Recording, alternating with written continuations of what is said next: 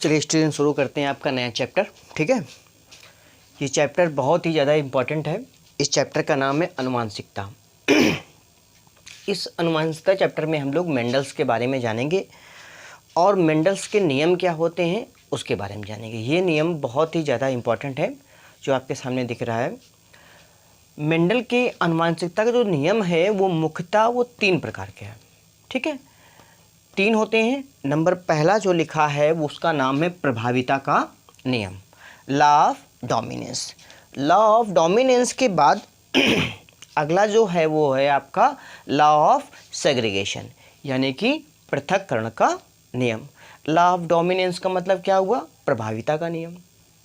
प्रभाविता का नियम का मीन्स हुआ यानी कि प्रभावी लक्षण वाले पौधे अगर उत्पन्न होते हैं तो हमारा कौन सा हो जाएगा? प्रभाविता का नियम हो जाएगा।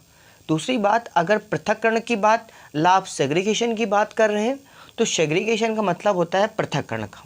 ठीक, तो पृथक्करण का मतलब जो पौधे के मध्य अगर हम क्रॉस कराते हैं और वो पौधा हमारा क्या हो जाए, क्रॉस होने के बाद उसके जो लक्षण हैं वो अलग अलग सब आए तो क्या कहते हैं हम लोग? उसको पृथक्करण का नियम कहते हैं।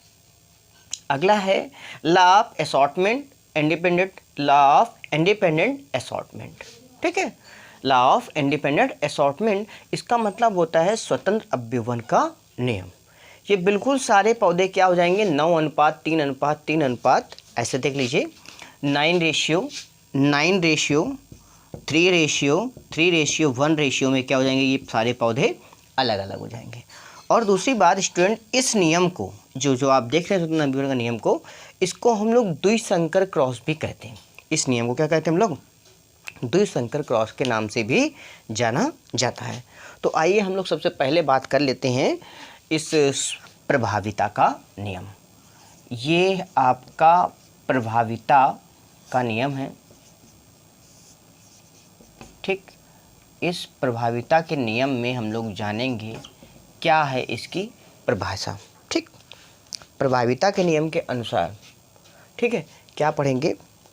देखिएगा, क्रॉस कैपिटल टी, ठीक, और स्मॉल टी।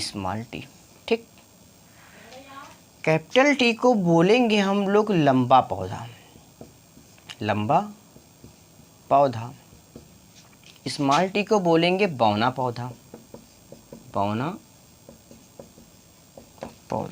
ठीक है, बौना पौधा बोलेंगे। इन दोनों के पेयर में हम लोग क्या कराना है? क्रॉस कराना है। दोनों को अलग अलग कर देंगे। कैपिटल टी ये आ गया, कैपिटल टी ये आ गया, स्मॉल टी ये आ गया और स्मॉल टी ये आ गया।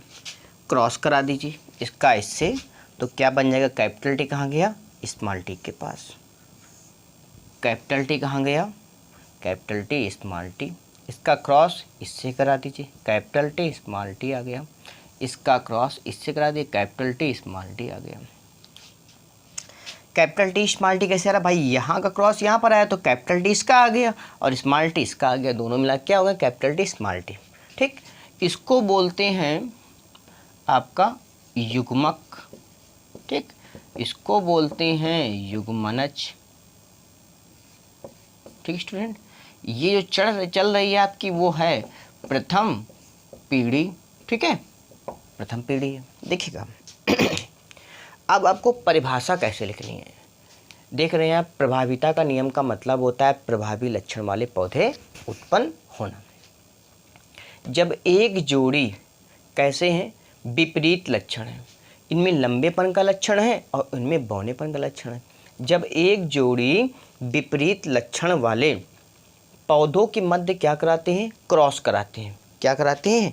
क्रॉस कराते हैं। यहाँ लिख देंगे क्रॉस।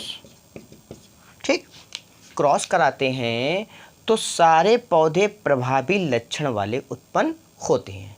मेंडल के इस नियम को प्रभाविता का नियम कहते हैं। फिर से देखिए, कैपिटल टी जो था वो लंबे लक्षण का पौधा था, स्मॉल टी को मैंने बौनेपन का लक्षण कर दिया।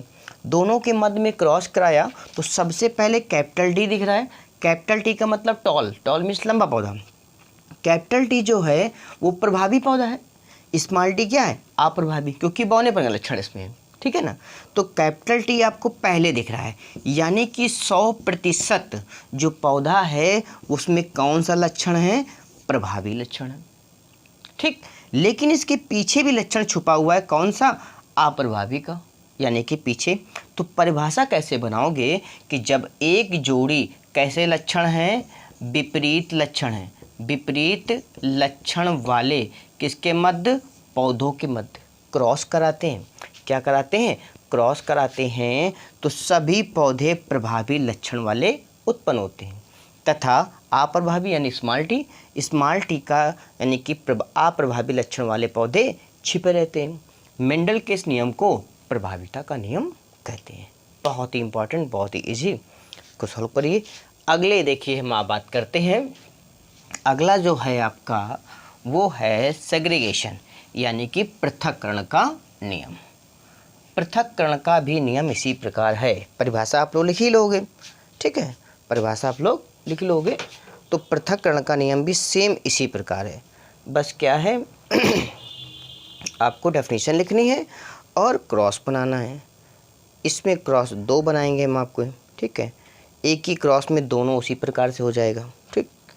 तो ध्यान से समझते रहिए, जो भी टॉपिक है उसको अच्छे से आप लोग समझें और चैनल को लाइक और शेयर ज़रूर करते चलें, सब्सक्राइब कर लीजिए ताकि आप लोगों को पढ़ने में और आसानी रहेगी, ठीक है। देखिएगा, हाँ, तो हम किसकी बात कर रहे हैं, पृथक्करण की बात कर रहे हैं, पृथक्करण का नियम, पृथक्करण का नियम, ठीक है student. Segregation, law of segregation को बोलते हैं, ठीक है। आप देखिए सेम परिभाषा उसी प्रकार, क्या करते हैं, जब एक जोड़ी विपरीत लक्षण वाले पौधों के मध्य क्या कराते थे, क्रॉस।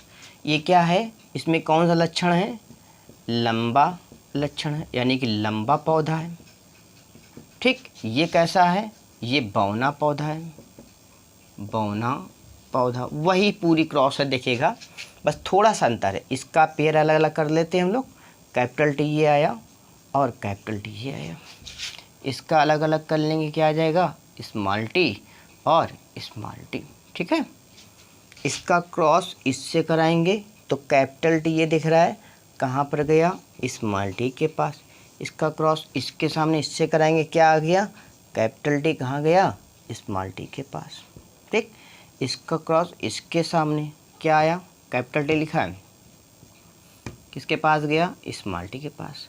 इसका क्रॉस इसके सामने, ठीक है, तो क्या बन जाएगा, कैपिटल टी स्मॉल टी, ठीक। तो बात समझ में आ गई। तो ये तो आप पढ़ चुके हैं प्रभाविता के नियम में, ठीक। इसको क्या बोलते हैं, युग्मक, इसको क्या बोलते हैं, क्रॉस, इसको क्या बोलते हैं, युग्मनज, सब आपको पता है। इसको प्रथम पीढ़ी बोलते हैं, सब तो पता है ना आप लोगों को, तो लिख लो आराम से, ठीक है, यहाँ लिख लोगे आप लोग, ठीक है। ये करा, अब कंडीशन क्या है, क्योंकि इसमें पृथक्करण का नियम है, पृथक्करण के नियम में थोड़ा सा अंतर है। जो पीढ़ी आई है लास्ट में उसके मध्य क्या करा देंगे, स्वपरागण करा देंगे। क्या करा देंगे बच्चों, स्वपरागण करा देंगे हम लोग।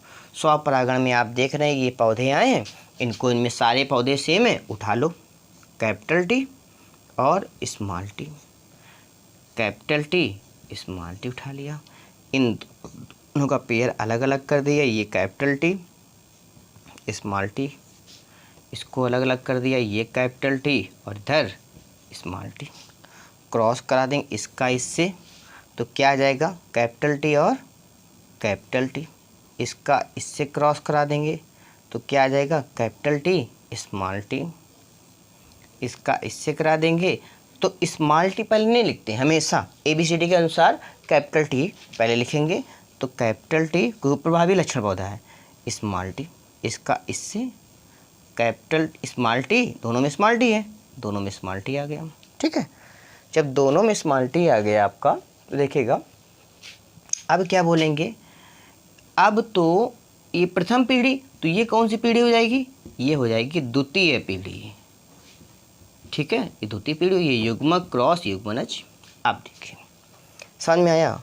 कैपिटल टी देख रहे हैं बिल्कुल प्योर पौधा है, कैपिटल टी को हमने क्या बोला, लंबा पौधा, यानी कि 1 रेशियो, 1 रेशियो 1 अनुपात, ये कितने हैं, एक जोड़ी यानी कि 2, ठीक है, ये हो गए 2, 1 अनुपात 2, ये क्या है, बिल्कुल अप्रभावी पौधा है, तो 1 अनुपात 1, 1 अनुपात 2 अनुपात 1, यानी कि रेशियो क्या आ गया आपका 1:2:1, ये रेशियो हो गया, यानी कि सारे पौधे क्या हो गए, पृथक पृथक हो जाते हैं।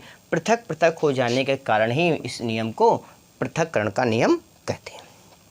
देखिएगा परिभाषा कैसे लिखनी है, सेम वही परिभाषा पहले वाली कि जब एक जोड़ी विपरीत लक्षण वाले पौधों के मध्य क्या कराते हैं, क्रॉस कराते हैं। ये विपरीत लक्षण पौधे हैं, भाई लंबा ये पौधा है, क्रॉस कराते हैं तो प्रभाविता के नियम के अनुसार सारे पौधे प्रभावी लक्षण वाले उत्पन्न होते हैं तथा अप्रभावी वाला लक्षण छिपा रहता है।